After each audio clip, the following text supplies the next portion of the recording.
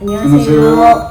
학교폭력 전문행정사 박은주입니다. 오늘도 도와줘요 학폭연구소 진행을 경찰대 출신 학교폭력 전문가 김태환 행정사님 모시고 시작하겠습니다. 안녕하세요. 김태환 학교폭력 전문행정사입니다.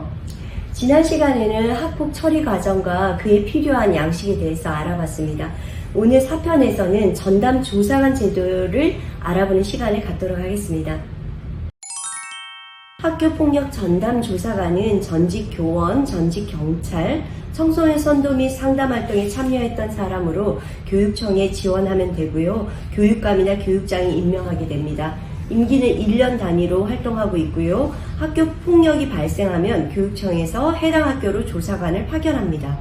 조사관의 역할은 관련 학생 면담, 주변 학생 조사, 가해 학생 부모 면담, 피해 학생 부모 면담도 들어갈 수 있겠고요.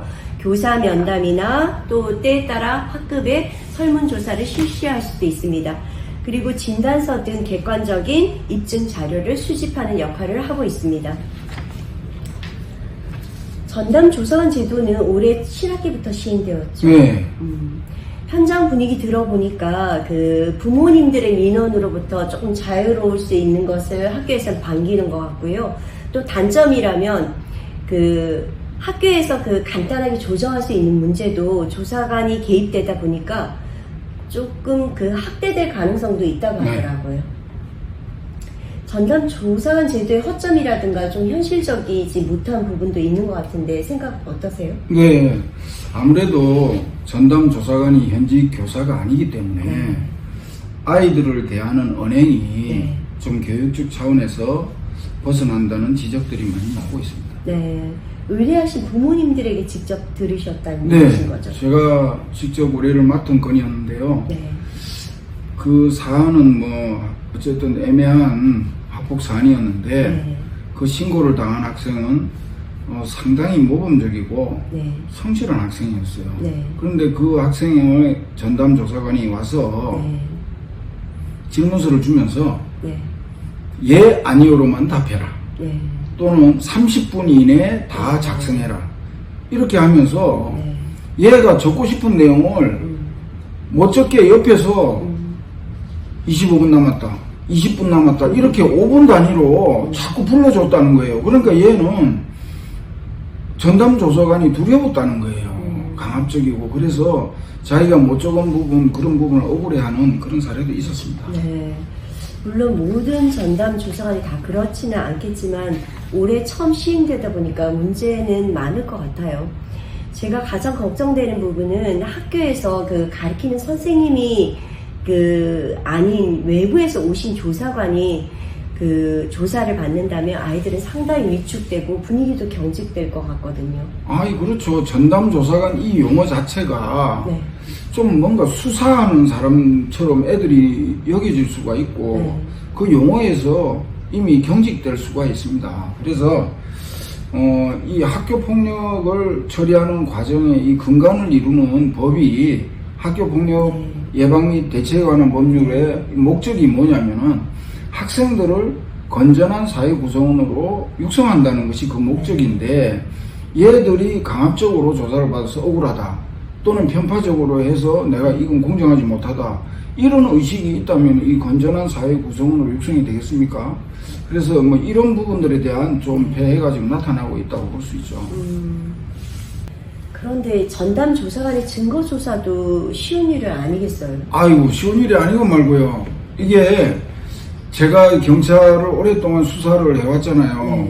그런데 경찰관들은 법적으로 권한이 주어져서 압수수색도 할 수 있고 체포도 할 수가 있지만은 전담 조사관은 그런 권한이 없어요. 그리고 이 학생들이 또 사안을 정말 제대로 조사를 하려면 CCTV도 확인을 해야 되고 여러 사람을 찾아다니면서 그 진술에 대한 신빙성도 확보를 해야 되는데 이런 부분에 대한 활동을 전담 조사관이 할 수가 없어요.